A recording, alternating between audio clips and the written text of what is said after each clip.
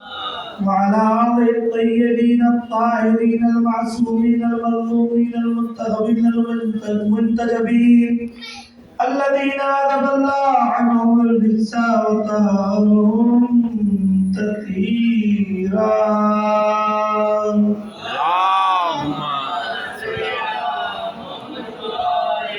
واللعنة الدائمة الباقية على أعدائهم وقاتليهم ومنكري فضائلهم وغاصبي حقوقهم أجمعين من ليلتنا هذه إلى صباح يوم الدين. أما بعد، فإن الله سبحانه وتعالى قال في كتابه الكريم وفرقانه الحميد: بسم الله الرحمن الرحيم: ولا رطب ولا يابس إلا في كتاب مبين.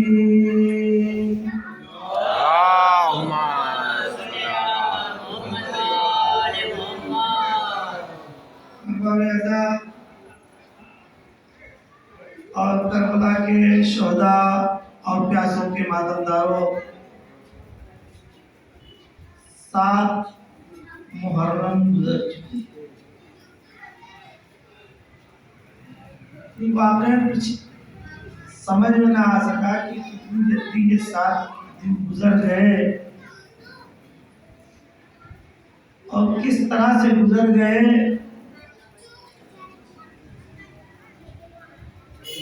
یہ یقین جانیے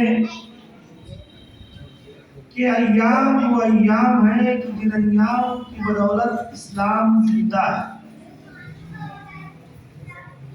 اگر عاشورہ اور محرم کو تاریخ اسلام سے نکال دیا جائے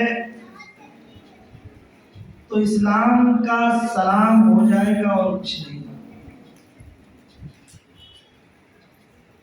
یہ عاشورہ ہی ہے کہ جس نے نماز کی حقیقت کو زندہ رکھا، سجدے کا بھرم رکھا، قرآن کی تلاوت و قرآن کی قرات کو باقی رکھا، اور یہی نہیں بلکہ قرآن مجید کی اہمیت کو بھی بتایا.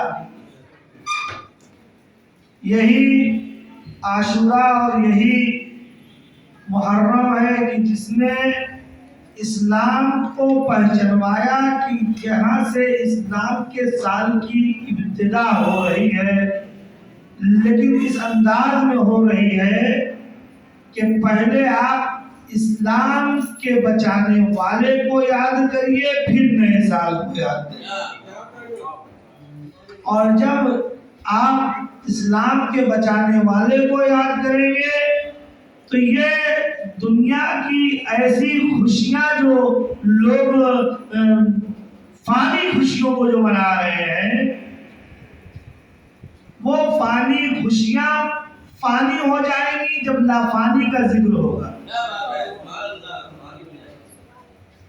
یہ سب کے سب ختم ہو جائیں گی. کیوں؟ اس لیے کہ اگر حسین مظلوم نے کربلا کے میدان میں اپنا آخری سجدہ نہ کیا ہوتا تو نہ کائنات کا وجود باقی رہتا، نہ دنیا باقی رہتی، نہ دین باقی رہتا، نہ قرآن باقی رہتا، نہ اسلام باقی رہتا. اللہ ہوتا، اللہ کا نام لینے والا کوئی نہ ہوتا. صلوات محمد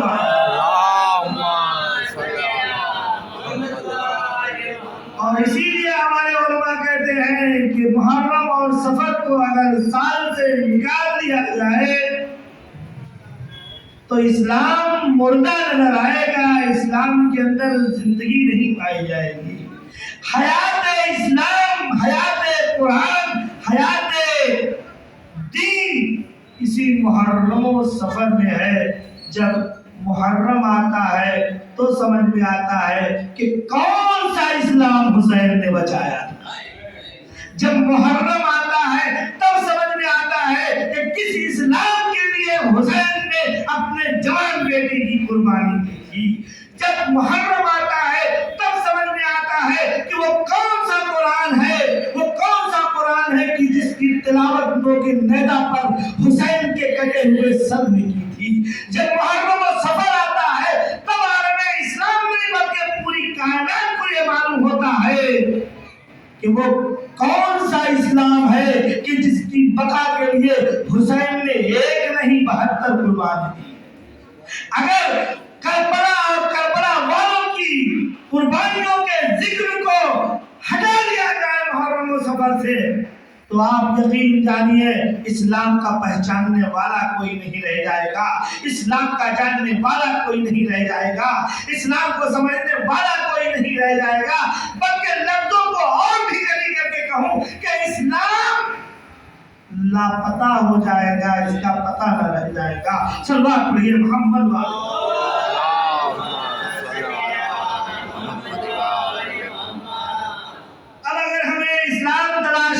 है तो इस्लाम के तलाश के लिए हमें उस माँ की जरूरत पड़ेगी कि जिस माँ ने इस्लाम की बका के लिए करबला वालों ने अपनी भूख को भुला दिया, अपनी प्यास को भुला दिया, अपनी गुर्बत को भुला दिया, अपनी अजीजियों रिश्तेदारी को भुला दिया, अपने आप को, अपनी हैसियत को मिटा दिया, कुरान को बचा दिया,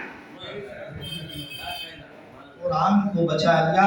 तो अजीजा ने गिरामी, मैंने कल की मजलिस में वादा ये किया था कि मैं आप लोगों को एक वाकया बताऊंगा कि जिस वाकये को इसी फर्जंद इमाम हुसैन इमाम मोहम्मद काज़िम अलैहिस्सलाम से निस्बत दी गई है। लेकिन आज चूंकि शबे 8 है और 8 मुहर्रम को मजलिसें तकरीबन गाजी अब्बास के जिक्र से होती हैं, ये 2 हैं। अब मैं इन दोनों में चूंकि कल वादा किया था कि वो वाकया बताऊंगा एक तरफ, और फिर इधर अलमदार करबला की शब है दूसरी तरफ, इसलिए मैं ये सोच रहा हूँ कि किसी एक नुक्ते को बयान किया जाए, जो वादा किया था वही बयान किया जाए, और कल मसाइल पढ़ेंगे हज़रत अब्बास के, लेकिन कल की मजलिस में हम मौला अब्बास के फ़ज़ाइल को बताएंगे। मौला अब्बास के फ़ज़ाइल के लिए बस मैं इतना बता दूँ, एक जुमला बस बता दूँ, उसके बाद में आगे फिर हो सकता है बताएं, लेकिन आप लोगों के हुजूर को और नज़दीक करने के लिए कि कितना आप लोग हाजिर हैं इस मजलिस में। अगरचे मैंने कल ये कहा था कि आप ज़रा जल्दी आइएगा, लेकिन बहरहाल ये तो हम ये नहीं कह सकते कि किसी अज़ादार की किस्मत कम है। ये अज़ादार की किस्मत कम नहीं होती, ये हम हैं जो अपनी किस्मतों को कम कर देते हैं, है ना। तो ये हम है, वरना अज़ादार की किस्मत तो कौन जान सकता है कि अज़ादार की किस्मत क्या है। अगर अज़ादार और ज़ाहिर हुसैन की किस्मत कम होती तो ऐसे मौके पर कि जब मजलूम करबला ने ज़मीन को खरीदा और खरीदने के बाद बनी असद वालों से कहा कि जब हम यहाँ शहीद कर दिए जाए तो तुम्हारे हवाले है, लेकिन एक शर्त के साथ कि जब मेरे ज़ायर आए तो 3 दिन तक मेहमान रखना, 3 दिन तक मेहमान रखना। बस यहीं से समझ जाइए कि अज़ादार की कितनी कीमत है, कितनी वक़ात है, कितना मर्तबा है, कितना मकाम है, कितनी मंजिलत है। अब बात अलग है कि हम कितनी देर तक अपने आका और मौला की ज़ियारत करना चाहते हैं। जितनी देर तक हम उनकी ज़ियारत करना चाहेंगे, उनके जिक्र को सुनना चाहेंगे, उतनी ही देर तक फर्श अदा पर बैठेंगे, और नतीजा यही है कि जब हम उनकी ज़ियारत करेंगे तो वो हमें ज़रूर देखेंगे ना। ऐसा तो हो नहीं सकता कि हम आप लोगों को देखते रहें और आप लोग नहीं देखें। ये तो बस ऐसे मौके पर होता है कि जहाँ पर कुछ मामला ऐसा हो कि जो मिजाज के खिलाफ कुछ होने वाला हो, तब ऐसा होता है कि हम देख रहे हो और आप ना देख रहे हो। लेकिन ऐसे मौके पर अल्लाह भी खूब अच्छा इंतजाम कराता है, कहता है कि देखो फिर पंखे की हवा नहीं और रात का کیا کہتے ہیں یہ سایہ اور رات کی ٹھنڈک نہیں بلکہ چلچلاتی دھوپ میں انتظام کروں گا، تاکہ اگر کچھ نہ سمجھ میں آئے تو کم سے کم یہ تو سمجھ میں آئے کہ یہ کیسے کھڑے ہیں، یہ کیسے کھڑے ہیں۔ تو یہ میں آپ کے ذہنوں کو لے جا رہا تھا اس غدیر کے منظر کی طرف، لیکن آپ حضرات نے بہرحال توجہ سے سنا، اس کا آپ کا شکریہ ہے۔ سبحان اللہ محمد والے محمد۔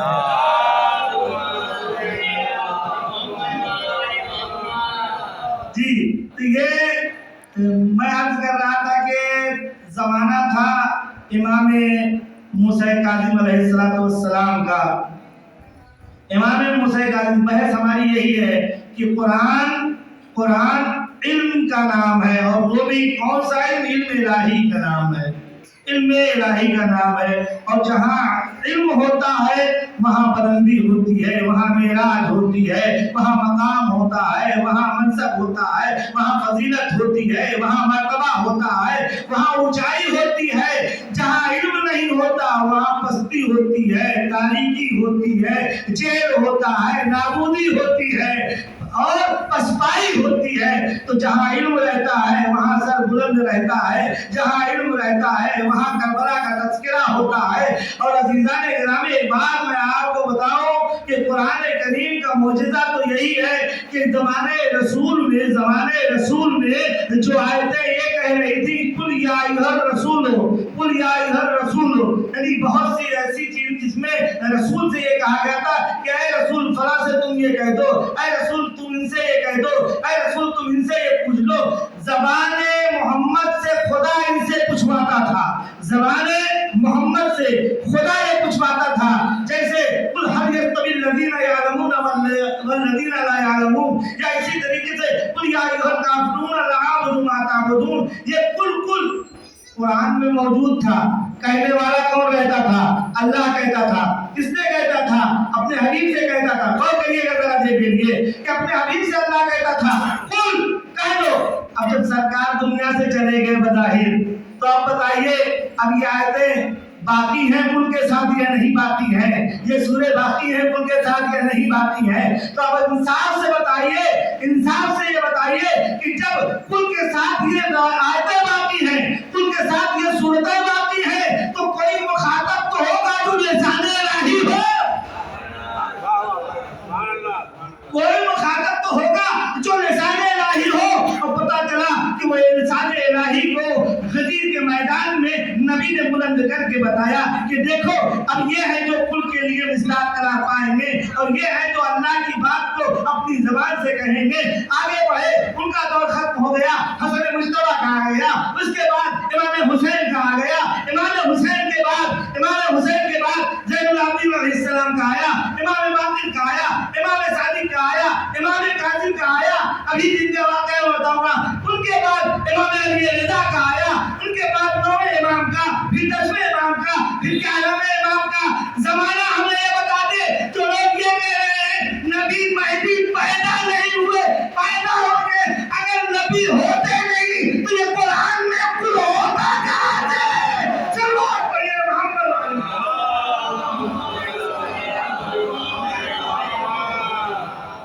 یہ کہاں سے ہوتا؟ یہ ہونا اس بات کی دلیل ہے۔ اور اچھا کمال کی بات ہے، قرآن یہ کہہ رہا ہے قل هل يستوي الذين يعلمون والذين لا يعلمون، اے نبی کہو ان سے کہ عالم و جاہل برابر ہے؟ بتائیے ایسا عالم و جاہل برابر ہے؟ تو اب قبول سب کو کرنا پڑے گا، اس لیے کہ نبی کہہ رہے ہیں، اللہ کہہ رہا ہے کہ ان سے پوچھو عالم و جاہل برابر ہے۔ تو اب یہ دیکھنا پڑے گا کہ کتنی مرتبہ کون اعتراف کر رہا ہے، دیکھنا یہ پڑے گا کہ کتنی مرتبہ کون اعتراف کر رہا ہے۔ جو جتنی مرتبہ اپنی جہالت کا اعتراف کر لے اتنا ہی بڑا جاہل ہے۔ زمانے میں دیکھیے کسی نے 70 بار کہا کہ اگر علی نہ ہوتے تو ہمارا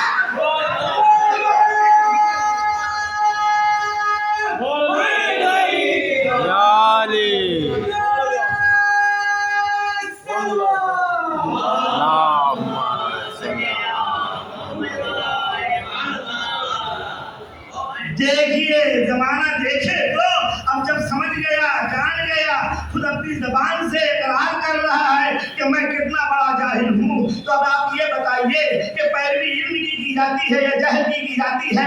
पैरवी सहल की जाती है या जाहिल की जाती है? अरे भाई, हल यस्तवी लदीना यालमून वल लदीना ला यालमून, क्या जानने वाले और न जानने वाले बराबर हो सकते हैं? क्या अंधा और आंखों वाला बराबर हो सकता है? अंधा कभी रास्ता नहीं दिखा सकता है, वो नाले में तो गिरा सकता है, नाले के उस पार नहीं ले जा सकता है।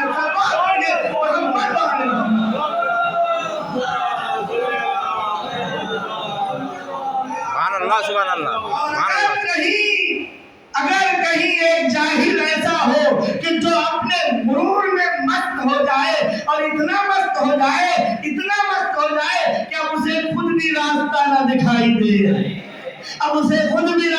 दिखाई दे, तो नतीजा ये होता है कि वो जिसे ले जा रहा है उसे तो छोड़ दो, खुद भी गिर जाता है। जब खुद गिरता है तो आवाज देता है कि अल्लाह मुझे उस दिन के लिए जिंदा रखे जिस दिन अली ना हो।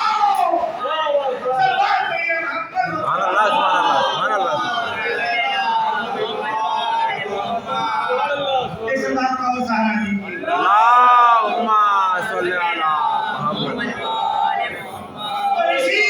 इल्म की एक कड़ी इमाम मुझे काजी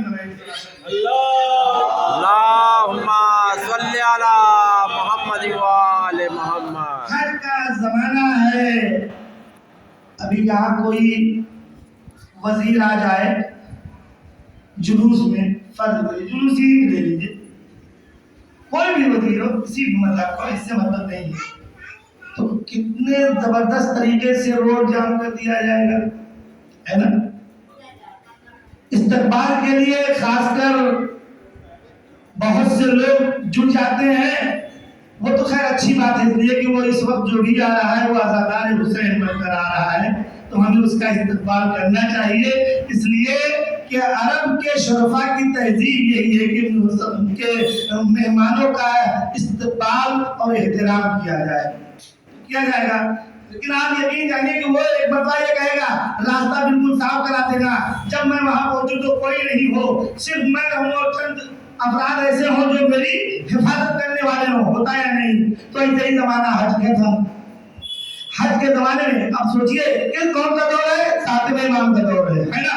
ये तसव्वुर रखिएगा, कोई ना तो कोई बादशाह रहा होगा, है ना? बादशाह था, हम जो भी बादशाह रहा हो, ये बात की बात है, ये बादशाह था, ये बादशाह आया और कहा देखो खबरदार, खाने काबा को पूरा के पूरा खाली करवा देना, मैं तवाफ करूं तो खबरदार कोई ना हो, मैं तवाफ करूं तो खबरदार कोई ना हो। अच्छा, अपनी चूंकि हुकूमत थी, अपनी फौज, अपनी पुलिस, अपनी सिपाह के जरिए खाने काबा को खाली करवा दिया, लेकिन उसे ये नहीं मालूम था कि अभी इस घर के मालिक का वारिस जिंदा है ना? मुझे ये नहीं मालूम था कि अभी इस घर के मालिक का वारिस जिंदा है। पूरा जब खाली हो गया और उसने चाहा कि हम खाने काबा का तवाफ करें, इतने में देखा कि निकाब पोश एक आरामी यानी अरब है जो हमसे आगे आगे तवाफ किए चला जा रहा है। अब वो घबराया, लेकिन हज में कुछ कर नहीं सकता था, हज में कुछ कर सकता नहीं था। सातों चक्कर लगाए और जैसे ही चाहा कि हजरे अस्वद की तरफ जाए बोसा लेने, वैसे ही देखा कि वो निकाब पोश अरब हजरे अस्वद की तरफ पहले ही आगे बढ़ गया। और जब बढ़ गया तो बहरहाल उसने बोसा लिया, अल्लाह जाने इसने हजरे अस्वद का बोसा लिया, हजरे अस्वद ने इसका बोसा लिया, है ना? ये तो अल्लाह जाने, देखा तो गया नहीं। बहरहाल अब जब हज ये तवाफ खत्म, सही में यही हुआ, तवाफ में यही हुआ, तो एक मरतबा वो शख्स कहने लगा, वो बादशाह कहने लगा अपने वजीर से कि वो जो अरब आया था ना निकाब पहन के, जरा उसे बुला कर लाओ। कौन है वो कि जिसको मालूम नहीं है कि कौन आया है यहाँ हज करने के लिए? बदतमीजियां नौजुबिल्लाह में कह रहा हूँ, वरना इमाम कहाँ बदतमीजी करेंगे? वो बदतमीजी कर रहा था और इस तरीके से हमारे आगे आगे जा रहा था। वो कौन है जो इतना बड़ा जरी और हिम्मती है? इतना बड़ा कौन है कि जो इतना बड़ा हिम्मती हो गया है, इतना बड़ा हिम्मती हो गया کہ میں نے پورا خانہ کعبہ خالی کروا لیا پھر بھی وہ میرے آگے آگے چلتا رہا.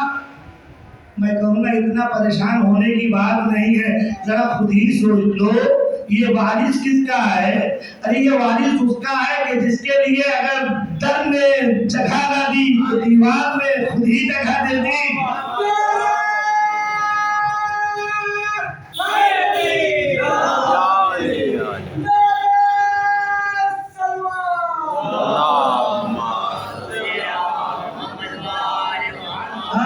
دیوار میں جگہ دے دی, سمجھو تو یہ کون ہے؟ خیر بلا بھیجا, بلا اس کو. تو یہ رجل عرب یہ امام کہتے ہیں کہ چونکہ رجل عرب کے بات ہے, یعنی میں اسی لیے اس کو مجھے یعنی عربی انسان عربی مرد یہ عربی کہتا ہے کہ ضرورت مجھے اس کی نہیں, اس کو میری ہے, وہ میرے پاس آئے, میں ان کے پاس کیوں جاؤں گا؟ ارے کیا عجیب دعوت ہے, بہت ٹھیک آدمی. یہ تو لگ رہا ہے بڑا کوئی عجیب و غریب انسان ہے, مجھے اس کی سمجھ میں بھی نہیں آتا. سمجھ میں آتا بھی کہاں سے؟ هل يستوي الذين يعلمون والذين لا يعلمون. تو کہا جاؤ پھر بھی بلا کر لے کر آؤ, یہ چلو میں چلتا ہوں. خیر بادشاہ اٹھا خود ہی, اور اٹھا اور اٹھنے کے بعد اپنے وزیر کے ساتھ ساتھ وہاں پہنچا. اب جب وہاں پہنچا تو کہنے لگا کہ تمہیں ادب نہیں معلوم, تمہیں تہذیب نہیں معلوم, میں کون ہوں تم جانتے نہیں؟ کہا میں خوب جانتا ہوں, اگر بادشاہوں کے پاس طاقت ہے, پیسہ ہے, دولت ہے تو میرے پاس علم ہے. کیونکہ میں اپنے موضوع سے نہیں لگ رہا, میرے پاس علم ہے. کہا اچھا تمہارے پاس علم ہے تو پھر بیٹھو. کہا میں بیٹھوں یا نہ بیٹھوں, تم کون کہنے والے ہوتے ہو, تم کو بیٹھنا ہے تو بیٹھ جاؤ. کہا اچھا ایسی بات ہے, چلو ٹھیک ہے میں بیٹھتا ہوں. وہ بیٹھا ہے, امام بھی بیٹھ گئے. اور جب بیٹھ گئے تو اب وہ کہتا ہے کہ یہ بتاؤ تم عالم ہو؟ کہا ہاں بالکل میں عالم ہوں. عالم ہو؟ کہا میں عالم ہوں. میں کیا, میری خاندان عالم ہے, تمہیں معلوم نہیں؟ میں ابھی وہ پہچان نہیں پایا کون ہے یہ. تم عالم ہو؟ اچھا تو پھر میرے ایک سوال کا جواب دے دو. ہاں کہا میرے سوال کا جواب دیجیے. کہا سوال کا جواب جتنا سوال پوچھنا ہے اتنا پوچھ لو. تم کو یہ نہیں پتا کہ آج تو میں 7ویں نمبر پہ ہوں, پہلے نمبر پر جو تھا اسی نے ممبر سے کہا تھا سلونی سلونی. تم کو نہیں معلوم ہے؟ تو یہ کیا بات ہے, تم کیا کہنا چاہتے ہو؟ کہا کہ میں کہنا کچھ نہیں چاہتا, بس اتنا بتانا چاہتا ہوں کہ اگر تم پیسے میں بڑے ہو تو میں علم میں بڑا ہوں. کہا علم میں بڑے ہو تو آؤ مقابلہ ہو جائے, سوال کا جواب دے. کہا ٹھیک ہے دیں گے. سوال کیا, کل میں نے پڑھا تھا عربی میں, کیا پڑھا تھا یاد ہے کسی کو؟ کل میں نے یہیں پر پڑھا تھا. یہ بادشاہ سوال کرتا ہے 7ویں امام کی خدمت میں, اے رجل عالم مت دینو, دین کیا ہے؟ دین کیا ہے؟ اب اس نے جب کہا دین کیا ہے تو امام نے بڑے پیارے انداز میں اس کو دین بتانا شروع کیا. اب ظاہر سی بات ہے کہ آج کے زمانے میں بھی لوگ میتھ سے بہت پیچھے بھاگتے ہیں. میتھ کے ذریعے بہت کم لوگ پڑھتے ہیں, دکھائی نہیں, میتھ کم پڑھی جاتی ہے. امام نے کہا ٹھیک ہے آج میں تمہیں بتاتا ہوں, تم یہ جاننا چاہتے ہو دین کیا ہے؟ تو امام کہتے ہیں الدین الواحد والخمسہ وسبع عشر واربع وثلاثین. اس کے بعد امام کہتے ہیں کہ دیکھو تم یہ جاننا چاہتے ہو کہ دین کیا ہے, تو دین 1 ہے, 5 ہے, 17 ہے, 34 ہے, 53 ہے, 94 ہے. اب 94 کے بعد پھر امام کہنے لگے 200 میں 1 ہے, 200 میں 1 ہے, 40 میں 1 ہے, 200 میں 4 ہے. اب یہ سب جب بتانا شروع کیا اور پھر آخر میں امام نے ایک چیز اور کہی, کہا 1 پہ 1 ہے, 1 پہ 1 ہے, الواحد الواحد والواحد الواحد. اب وہ ایک دم سے چکر میں بڑا کہنے لگا بھیا ٹھیک ٹھاک تو ہے مسئلہ, میں تم سے پوچھ رہا ہوں دین کیا ہے, تم گणت لے کر بیٹھ گئے ہو. یہ کیا جواب دے رہے, کون سے عالم ہو؟ اور جان لو اگر تم نے سنیے گا, اگر تم نے اس کی شرح یہاں پر نہ کی اور صحیح مجھے قانع نہ کیا تو یہیں پر میں تمہارا قتل کروں گا اپنے ہاتھوں. اتنا کہنا تھا کہ وزیر تھوڑا سمجھدار تھا, کہنے لگا آقا جان, ہاں کہا یہ جگہ قتل نہیں کیا جاتا, اس جگہ پہ قتل نہیں کیا جاتا. تو اتنے میں امام نے قہقہہ لگایا, یعنی تاریخ میں اب تک کلنا محمد پہلے سے لے کے اب تک کے کسی محمد نے ایسا قہقہہ نہیں لگایا تھا. قہقہہ کسا امام نے لگایا. امام کا ہنسنا تھا, ایک مرتبہ کہہ لگا کہ آخر یہ کیا بات ہے, ہنس کیوں رہے ہو؟ کہا ہنس تو اس بات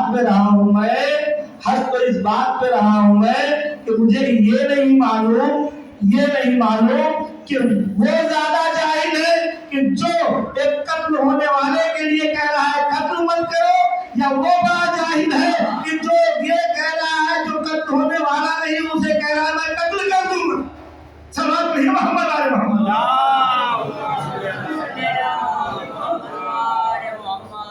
اور اس کے بعد امام نے کہا ٹھیک ہے تم جاننا چاہتے تو میں بتا رہا ہوں کہ دین کیا ہے. کہا دین الواحد والخمسہ, دین ایک ہے, 5 ہے, 17 ہے. اب یہ چکر میں پڑھنے پڑا, دین ایک ہے یعنی اسلام, دین 5 ہے یعنی 5 وقت کی نماز. کہا دین 17 ہے یعنی 17 رکعت. آگے بڑھتے رہے زکات اور وغیرہ کا مسئلہ بھی بتایا, جو 40 میں 1 اور پھر 200 میں 5, یہ سب بتایا. اس کے بعد کہا یہ سب تو صحیح ہے, تم یہ تو بتاؤ کہ ایک پہ ایک کیا ہے, یہ ایک پر ایک یہ کیا ہے؟ امام نے کہا یہ ایک پر ایک یہ ہے کہ ایک قتل کے بدلے میں ایک ہی بدلہ لیا جائے گا, اس سے زیادہ نہیں لیا جا سکتا. اتنے میں اس نے یہ کہا, اپنے خادم کو بلایا اور بلانے کے بعد ایک پوٹلی تھی, اس پوٹلی کو امام کے حوالے کر دیا. جب امام کے حوالے کر دیا تو کہا جائیے. کہا نہیں میں ایسے نہیں جاؤں گا. اب تم یہ بتاؤ کہ تم نے تو سوال کر لیا, میں نے جواب دے دیا, اب میں ایک سوال کرتا ہوں تم جواب دو. اور یہ جان لو کہ اگر تم جواب نہ دے پاؤ گے تو ایک پٹلی اور دینی پڑے گی پیسوں کی دیناروں کی. امام نے کہا, اب اتنا کہنا تھا. کہا اچھا چلو ٹھیک ہے تم سوال پوچھ لو, لیکن کوئی ایسی بات نہیں ہے خادم کرے جاؤ ایک پٹلی لے کر چلے جاؤ. عظیم نے کہا جاؤ ایک اور پٹلی لے کر آ جاؤ پیسے کی اشرفیوں کی, ایک پٹلی اور لے کر آ جاؤ. اور کہا پھر اچھا اپنا سوال کرو. سنیے, امام نے کہا کہ یہ بتاؤ وہ جو زمین سے کالا کالا کیڑا نکلتا ہے,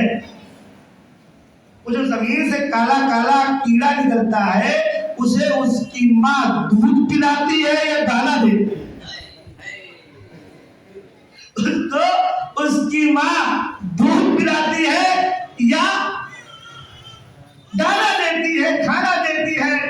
اتنا کہنا تھا کہ امام کے حوالے وہ پوٹلی کر دی. کہیے آپ, اب جب کر دیا پوٹلی حوالے تو کہا لیکن ایک بات ہے کہ آپ کو بتانا پڑے گا کہ اس سوال کا جواب کیا ہے. امام نے کہا ٹھیک ہے, جب تمہارے سوال کا جواب بتا دیا تو یہ تو میرا بنایا ہوا سوال ہے, میں کیوں جواب دوں گا, میں اس کا جواب دوں گا. امام نے کہا دیکھو وہ جو کیڑا ہے نا وہ مٹی سے پیدا ہوتا ہے اور مٹی ہی کھاتا ہے, تو اس کی ماں نہ دودھ دیتی ہے نہ دانا دیتی ہے, اس کی غذا وہی مٹی رہتی ہے. صلوات پڑھیے محمد وعلی محمد.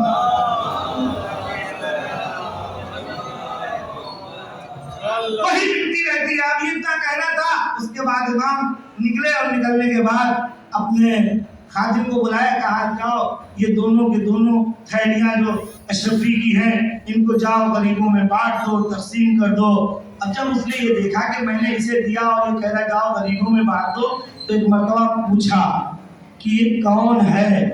سنیے گا, یہ کون ہے, یہ آخر ہے کون کہ جس نے سارے سوالوں کے جواب دیے.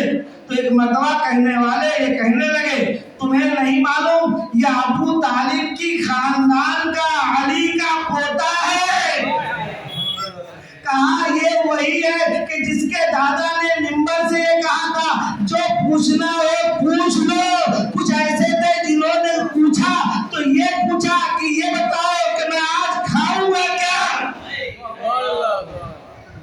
پوچھا تو آج میں کھاؤں گا کیا؟ تو اب جیسے ہی اس نے کہا آج میں کھاؤں گا کیا تو مولا نے بہت مختصر پڑھوں گا ہے تو بڑا طویل واقعہ تھوڑا سا آپ لوگوں کو جگانے کے لیے بعض عباس کے مصائب پڑھنے ہیں. مذہب مصائب نہیں ہے کربلا کا وہ مصائب ہے کہ جس مصائب کے بعد حسین جیسے بہادر کی کمر ٹوٹ جاتی ہے. مصائب نہیں پڑھ رہا ہوں تو مصائب پڑھنے ہیں. اب مولا نے کہا آج تو دودھ چاول کھائے گا. اس نے کہا یہی تو میں نہیں کروں گا. نتیجہ کیا ہوا؟ در بدر یہ علم کا در چھوڑ کر ادھر ادھر در بدر پھرتا رہا. سنیے گا علم کا در چھوڑ کر در بدر ادھر ادھر پھرتا رہا. اس در سے اس در, اس محلے کے اس گھر پہ اس گھر پہ اس گھر پہ, صرف ایک گھر کو چھوڑ کر علی کے در کو باب علم کو چھوڑ کر علم کے در کو چھوڑ کر ضد میں ہر در گیا. بیوی کو بھیجا جاؤ اس جگہ سے اس جگہ سے. پورے محلے میں بیوی نے بھی ڈھونڈ لیا, سب نے ڈھونڈ لیا, بیوی نے ڈھونڈا, بڑی دیر میں آئی, غصے ہو گئے یہ کیا کر دیا تم نے, اتنی دیر میں تم کھانا لے کر آ رہی ہو. کہا اگر لے کر آتی تو اچھی بات تھی, کچھ ملا ہی نہیں. کہا کیوں نہیں ملا؟ کہا دیکھو میں جہاں گئی وہاں یہی حال تھا, جو میں نے بنایا تھا وہی سب نے بنایا تھا, جو میں نے بنایا تھا وہی سب نے بنایا تھا. کہا کیسے؟ کہا نہیں معلوم کیسے, میں نے دودھ چاول بنایا ہے, سب پورے محلے والوں نے دودھ چاول بنایا. اس نے کہا یہ تو شہر کی بات ہے, شہر کے باہر کرتے ہیں, کوئی تو ایسا ہوگا جو مل جائے اس سے ہٹ کر مجھے کھلائے. اب اتنا کہنا تھا کہ اتنا کہنے کے بعد اب وہ شخص چلا شہر سے باہر, دروازے شہر پر گیا. ایک قافلہ آتا ہوا دکھائی دیا. قافلہ آتا ہوا جب دکھائی دیا کہا رکا.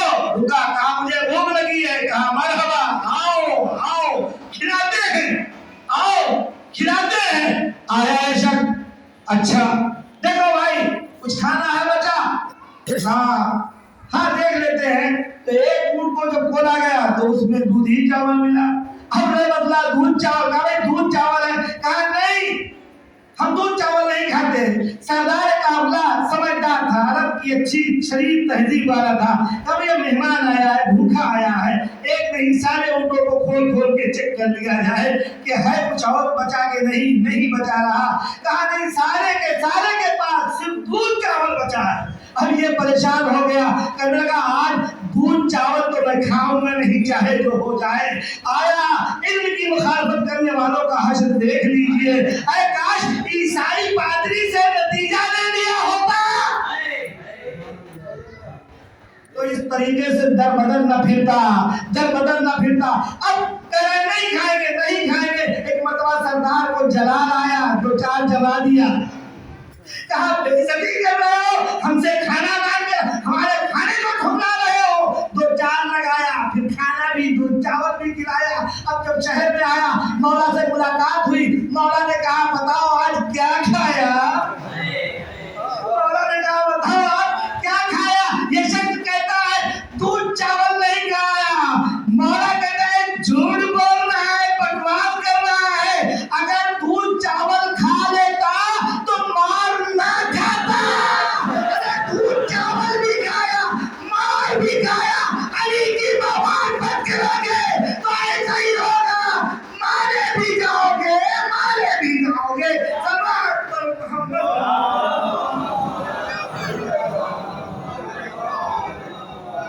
جی یہ مخالفت باب علم کی مدار بات نہیں ہے. شہر علم اور علم کی مخالفت کبھی سوچیے کبھی نہیں. کچھ ایسے اپنوں میں بھی پیدا ہو گئے جو عالموں کی مخالفت کرا رہے ہیں, علماء کی مخالفت کرا رہے ہیں, علماء کی تقلید سے منع کر رہے ہیں. یہ جان لو کہ یہ جو علماء کی تقلید سے منع کر رہے ہیں نا, یہ بھی کسی کی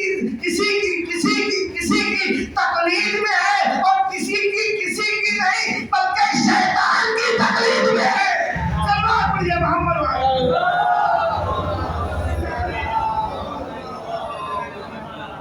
جی کھانے اور پینے کی بات ہے، کافروں کے ساتھ کھانا پینا رہتا ہے۔ جو کربلا کے لیے قافلہ چلا تھا اس میں بھی کچھ کھانے کا انتظام تھا، کچھ پینے کا انتظام تھا، راستے کے لیے انتظام تھا، اور اس راستے کے انتظام کے لیے کھانے اور پینے کے ذمہ داری غازی ابوالفضل عباس کو دی گئی تھی۔ جب بھی کوئی بچہ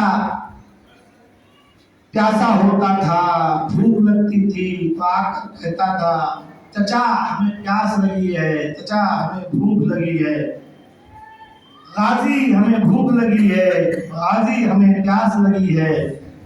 خواتین کو جب پیاس لگتی تھی تو یہی عالم رہتا تھا، بچیوں کو جب پیاس لگتی تھی تو یہی عالم لگتا تھا، بچوں کو جب پیاس لگتی تھی، کیوں؟ اس لیے کہ غازی عباس کے ذمہ تھا اہل حرم کو کھلانا اور پلانا۔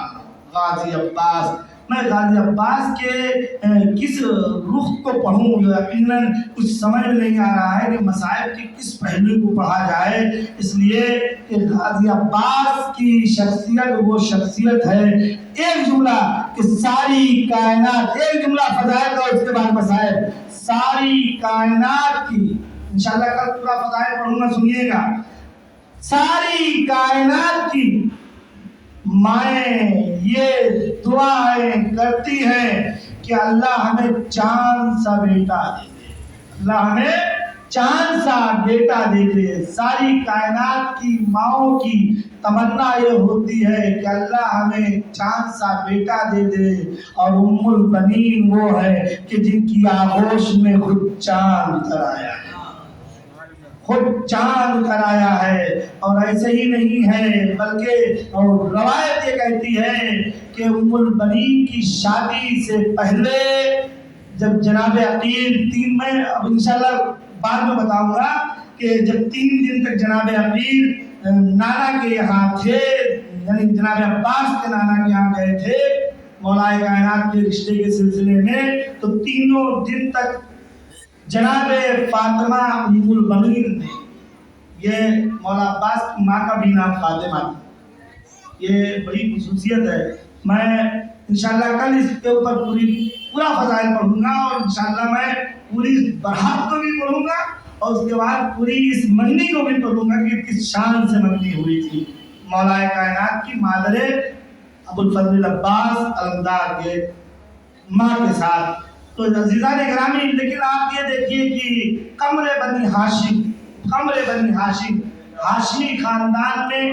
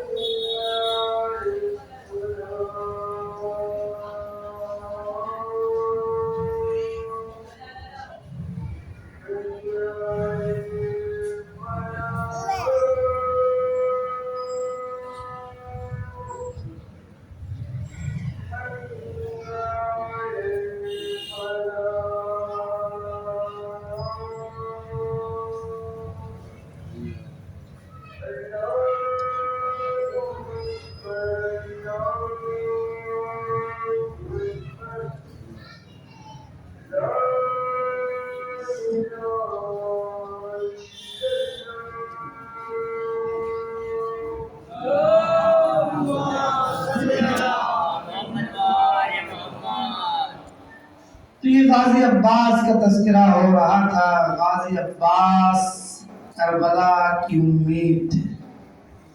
غازی عباس کے لیے ملتا ہے کہ جب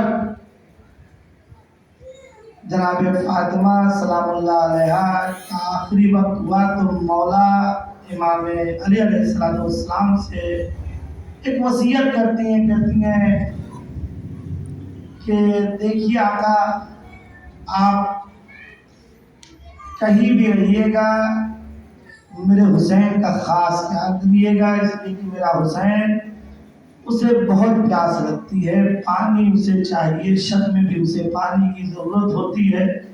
آپ کہیں بھی رہیے گا اگر حسین ساتھ میں ہے تو پانی ضرور رکھیے گا. ایک مرتبہ مولا خطبہ دے رہے تھے، اتفاق سے پانی نہیں لے آئے تھے مولا. اتنے میں امام حسین کی زبان خشک ہونے لگی. مولا نے یہ دیکھا کہ بیٹے حسین کو پیاس لگی ہے. ایک مرتبہ قمبر سے اشارہ کیا، قمبر جاؤ حسین کے لیے پانی لے کر آؤ. قمبر جا ہی رہے تھے کہ وہیں سے یہ غازی عباس اٹھتے ہیں. اٹھنے کے بعد جاتے ہیں دوڑتے ہوئے، اور دوڑتے ہوئے جانے کے بعد پانی گھر سے لے کر آتے ہیں. گھر کی گفتگو نہیں پڑھنی ہے، مسائل کو رد دینا ہے، اس لیے مولا کی خدمت میں پانی لے کر آتے ہیں تو سارا بدن اس پیالے کے پانی سے تر ہو جا رہا ہے. پانی پہنچا اور مولا نے دیا امام کو، لیکن جب یہ پانی پہنچا تو ایک مرتبہ مولا علی گریہ کرنے لگے، کہنے لگے کہ آپ رو رہے ہیں اور میں پانی لے کر آیا ہوں. کہا نہیں، مجھے وہ منظر بھی یاد آ رہا ہے کہ جب میرا حسین پیاسا ہوگا اور تم اے عباس پانی لینے کے لیے جاؤ گے تو ضرور، لیکن پانی نہ مل سکے گا، پانی نہ مل سکے گا، مشکیزہ چھپ جائے گا. ہار باب ازا لیجیے 10 محرم آ گئی ہے. 10 محرم آتے ہی ہر ایک جانباز اپنی اپنی قربانیوں کو پیش کرنے لگا. ہر ایک شہید ہو گیا. جب سب شہید ہو گئے تو مرتبہ روایت میں ملتا ہے کہ کم سے کم 100 سے زیادہ مرتبہ غازی عباس گئے ہیں مولا حسین کے پاس کہ مولا جنگ کی اجازت دے دیجیے. لیکن حسین اپنے بھیا کا چہرہ دیکھتے تھے اور چپ ہو جاتے تھے. عباس مقصد سمجھ جاتے تھے، واپس آ جاتے تھے. لیکن اب جب کوئی نہ بچا، ایک علمدار ہے اور ایک سردار ہے، ایسے میں مولا کی خدمت میں غازی علمدار آتے ہیں. آنے کے بعد کہتے ہیں مولا مجھے مرنے کی اجازت دے دیجئے، مجھے مرنے کی اجازت دے دیجئے.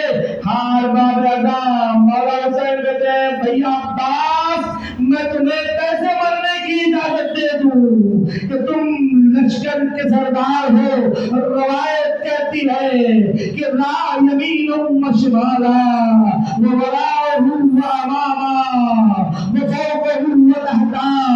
عباس نے ایک مرتبہ دائیں جانب دیکھا، بائیں جانب دیکھا، پیچھے دیکھا، سامنے دیکھا، اوپر دیکھا، نیچے دیکھا، لیکن کوئی سپاہی نظر نہ آیا. حسین نے کہا بھیا عباس تمہارا امام تم سے باتیں کر رہا ہے اور تم کیوں ادھر سے ادھر دیکھ رہے ہو.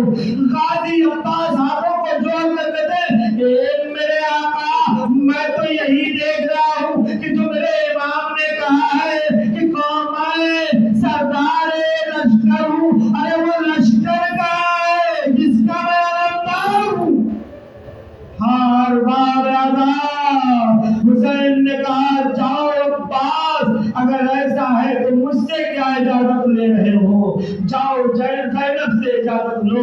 روایتوں میں نہیں بلکہ تاریخ صحیح یہی کہتی ہے کہ کربلا کے سارے شیروں کی پرورش بی بی زینب نے کی ہے۔ عباس سے لے کر قاسم تک، علی اکبر سب کی پرورش بی بی زینب نے کی ہے۔ ایک روایت میں ہے کہ ایک مرتبہ جب جناب عباس چھوٹے تھے، جناب زینب عباس کی انگلیوں کو پکڑ کر عباس کو صحن خانہ میں گھما رہی تھی، چلا رہی تھی۔ اتنے میں مولا آئے، کہا زینب کیا اپنے بھائی کو چلنا سکھا رہی ہو؟ زینب نے آواز دی، بابا نہیں، بھائی کو چلنا نہیں سکھا رہی ہے زینب، بھائی کے سہارے جینا سیکھ رہی ہے۔ جزاکم ربکم خیر الجزا۔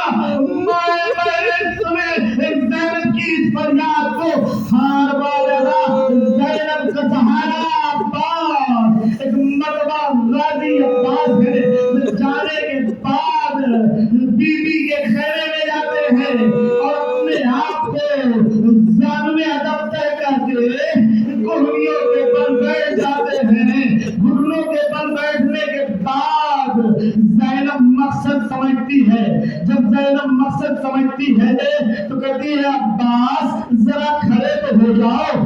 عباس کھڑے ہوتے ہیں۔ کھڑے ہونے کے بعد زینب ایک مرتبہ عباس کو پیر سے لے کر سر تک دیکھتی ہے، پھر سر سے لے کر پیر تک دیکھتی ہے۔ زینب کا اس طرح سے دیکھنا تھا کہ قاضی عباس طرف جاتے ہیں، آواز دیتے ہیں، کہتے ہیں شہزادی یہ تو بتائیے کہ آج آپ ہمیں اس طرح سے کیوں دیکھ رہی ہیں؟ زینب کہتی ہے اے میرے عباس، اے میرے غازی، اے میری آس، اے میرے لاش، اے میرے غازی عباس، جب 21 رمضان کی شب ہوئی تھی، جب میرا بابا سب سے وصیتیں کر رہا تھا، ایک مرتبہ میرے بابا نے مجھے قریب بلایا۔ میرے بابا کی عادت تھی کہ جب مجھے وہ قریب بلاتے تھے تو میری پیشانی کا بوسہ لیتے تھے، لیکن جب 21 کی شب میں میرے بابا نے مجھے اپنے قریب بلایا تو ایک مرتبہ میرے بازوؤں کا بوسہ لیا، میرے رخساروں کا بوسہ لیا، میری پیشانی کا بوسہ لیا۔ میں نے کہا بابا آج خیر تو ہے، آپ نے ہمیشہ سے الگ اس طریقے سے زینب کا بوسہ لیا کہ جیسے کیسی یتیمہ کے سر پر شفقت کے ہاتھ پھیرے جا رہے ہو۔ جزاکم ربکم خیر الجزا۔ کیا کہا جا رہا ہے؟ سنیے، یہ جناب زینب نے یوں کہا کہ یہ جناب زینب دیکھ رہی ہے، عباس سے کہہ رہی ہے کہ میرے بابا نے بوسہ لیا، اور پھر جب کہا، میں نے کہا بابا اس طرح سے کیوں بوسہ لے رہے ہیں؟ میرے بازوؤں کا بھی بوسہ کیوں لے رہے ہیں؟ میری پیشانی کا بوسہ کیوں لے رہے ہیں؟ میرے کلائیوں کا بوسہ کیوں لے رہے ہیں؟ تو کہنے لگے اے زینب میں دیکھ رہا ہوں کہ وہ دن آنے والا ہے کہ جب تمہاری کلائیوں میں رسیاں بنے گی، بازوؤں میں رسیاں بنے گی۔ اے زینب تمہارے یہ ہاتھ ہوں گے تو پسے گردن بندھے ہوئے ہوں گے۔ اے عباس میں تمہیں جب دیکھتی تھی تو یہ سوچتی تھی کہ جس کا عباس جیسا بھائی ہو اس کی بہن کی کلائیوں میں رسی بنے گی، لیکن اے عباس اب زینب کا دین ہو گیا، زینب کا یتیم ہو گیا۔ ہار مارا تھا، اتنا کہنا تھا کہ عباس کہتے ہیں بی بی ذرا اجازت دیجیے۔ زینب کہتی ہے نہیں، مرنے کی اجازت تو نہیں، ذرا سکینہ سے مل لیجیے، اس کی حالت سے دیکھ لیجیے۔ ہائے چچا، اوئے چچا میں پیاسی ہوں، چچا میں پیاسی ہوں، بچی نش میں آ رہی ہے، ذرا ایسا کرو کہ تم سکینہ کے لیے پہلے پانی دیتے آؤ، پھر مرنے کو چلے جانا۔ عباس پہلے سکینہ کے لیے پانی لے کر آ جاؤ، پھر چلے جانا مرنے کو۔ غازی عباس جاتے ہیں، سکینہ کے قریب پہنچے، سکینہ لاؤ ذرا اپنی مشق को अगर मैं बांध दो जाओ मैं तुम्हारे लिए पानी लेकर आऊं। अब सकीना की उम्मीद बढ़ी, लेकिन जनाब अब्बास कहते हैं ए बेटी सकीना, तुम्हारे बाबा मेरे इजाजत, तुम्हारे बाबा इजाजत नहीं दे रहे हैं मुझे, जरा चलो साथ में। सकीना ने कहा यूं ही नहीं जाएंगे, अरे हमारे साथ 48 बच्चे हैं, 48 बच्चों को लेकर बाबा के पास जाएंगे। सारे बच्चे आते हैं, सकीना आगे आगे, अब्बास के हमला, अलम जा रहा है, सारे बच्चे कह रहे हैं अराकाश अराकाश हाय प्यास मारे जा रही है, हाय प्यास मारे जा रही है। एक बंदा हुसैन सकीना से कहते हैं ए सकीना मैं समझ रहा हूँ कि तुम अपने चचा की इजाजत के लिए आई हो, लेकिन सकीना ये जान लो कि तुम तक पानी न पहुंचेगा, ना पास आएंगे न पानी आएगा। एक मसला राजी अब्बास जाते हैं, ए आका इजाजत दीजिए, सारे मसाइल में ही जरा सा सुन लीजिए। अब राजी अब्बास को इजाजत मिली, जाने लगे।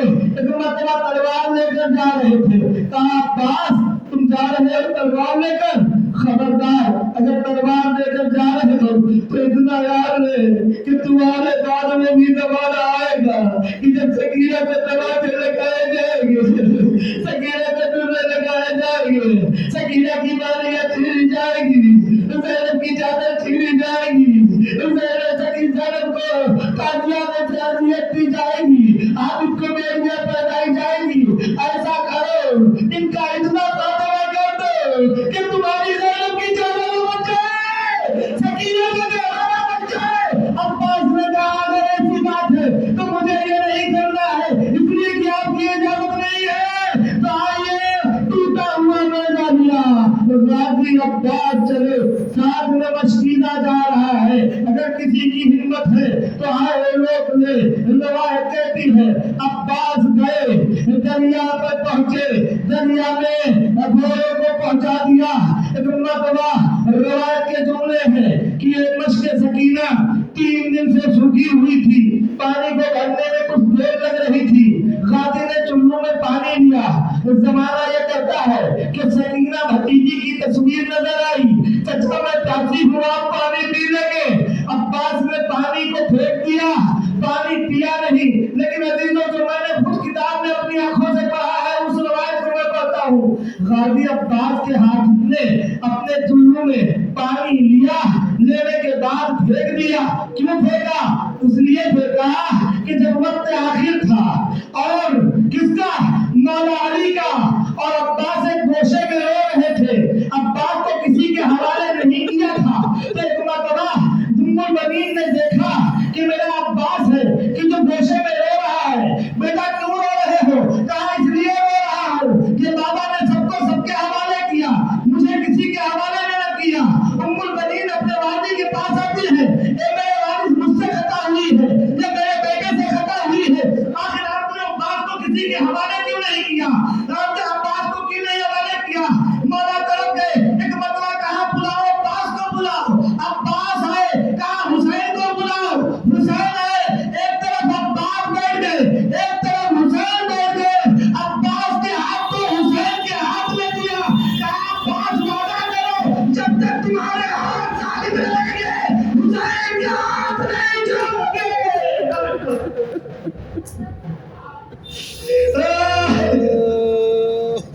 वादा करो हुसैन का साथ नहीं छोड़ोगे, हाथ नहीं छोड़ोगे।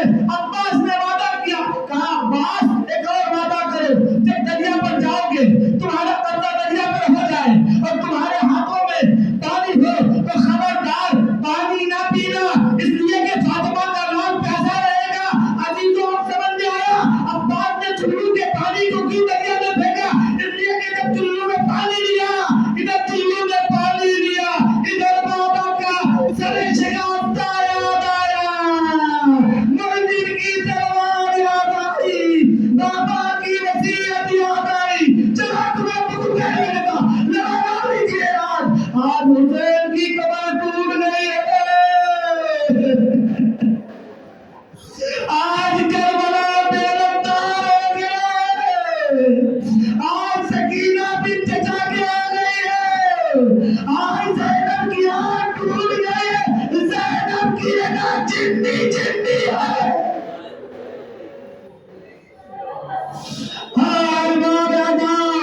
غازی جاتے ہیں، مشکیزے کو لیا، لینے کے بعد علم کو لیا، لے کر آگے بڑھے، آگے جب بڑھے شدی نے اپنے وار سے دائرہ بازو قلم کیا، پھر بایاں بازو کرتی اوپر قلم ہوا۔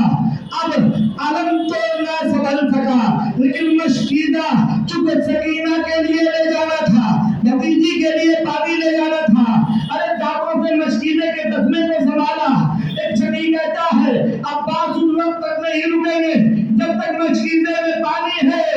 ارے ایسا کہ وہ بولا عباس کے اس مشک سکینہ کو تیر کا نشانہ کر دے، اور وہ بولا نے تیر دیا، مشکیزے پر لگا، پانی بہا، عباس زمین پر آئے۔ اے میرے عباس، میری کمر تیرے مرنے سے ٹوٹ گئی۔ حسین تیزی سے عباس کے بچانے کے لیے آئے، لیکن جب ہارے تو کیا دیکھتے ہیں، زمین پر کچھ پڑا ہوا ہے۔ اٹھتے ہیں، جھک جاتے ہیں، اسے اٹھاتے ہیں، پھر خود ٹوٹ جاتے ہیں، پھر جھکتے ہیں، اٹھاتے ہیں۔ اتنے میں ایک شکی کہتا ہے یہ منظرہ کیا ڈھونڈ رہا ہے؟ اب سنیے کیسی حسین تبے عباس تیرے مرنے نے تو مجھے یہاں تک پہنچا دیا کہ نظر جمال تمہیں وہ قرار لیا جا رہا ہے، لوگ تانا دے رہے ہیں۔ حسین عباس کے قریب پہنچے، بس آخری جملہ سن لیجیے۔ حسین عباس کے قریب پہنچے، پہنچنے کے بعد ایک مرتبہ دیکھتے ہیں کہ یہ برابر کا بھائی ہے، ایک نہ لڑ رہا ہے۔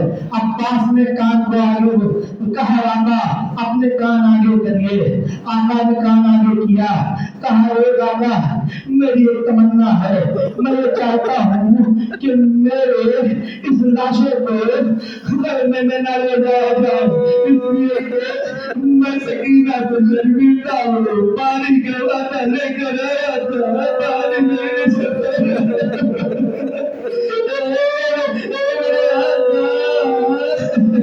میں سکینہ کو شرمندہ ہوا تھا، اور میرے آقا ایک حکم ہے کہ میں چاہتا ہوں کہ جب دنیا میں آیا تھا تو آپ کی زیارت کی تھی، اب آخری وقت بھی آپ کی زیارت کرو۔ مولا نے کہا باپ میں سامنے ہوں، زیارت کر لو، زیارت کر لو۔ عباس کہتے آقا ایک آنکھ میں تیر لگا ہے، ایک آنکھ میں خون ہے، اگر خون صاف ہو جائے تو زیارت کروں، ورنہ میرا نام سنیے گا، سنیے گا۔ حسین کی تمنا سنیے کیا کہتے ہیں حسین۔ عباس کی آنکھوں سے خون کو صاف کیا، عباس نے زیارت کی، ایک مرتبہ تو رکھل لال گنج میں چلے گیا، آئے برابر کے بھائی نے آقا کے سوا کبھی بھائی نہ کہا۔ عباس کی کعبہ کے قریب جا کر کہتے ہیں اے عباس اب تو بھائی کے سب عباس نے آقا کے قلب کو آگے کیا، نزدیک کرنے کے بعد اللہ جانے کیا کہا، لیکن یہ کہا ہوگا اے میرے بھائی، ماں نے منع کیا تھا، لیکن آپ کا حکم اس لیے کہہ رہا ہے، ہاں بولے گا، اس لیے کہا جاتا ہے کہ حسین چلے، جب حسین چلے تو علم لے کر چلے۔ سکینہ نے علم آتے دیکھا، بچوں کو بلایا، اللہ جانے یہ 3 دن کے پیاسے بچے کس امید سے کھڑے ہیں، سکینہ آؤ میرا چچا بچے پانی پلاتی ہوں۔ سکینہ نے علم دیکھا، علم دار نے دیکھا، تڑپ گئی، بابا میرے چچا کی گھر ہے، کہا سکینہ میں کہا تھا نا کہ اگر چچا کو لے جاگی تو پھر چچا نہ ملے گا۔ اے سکینہ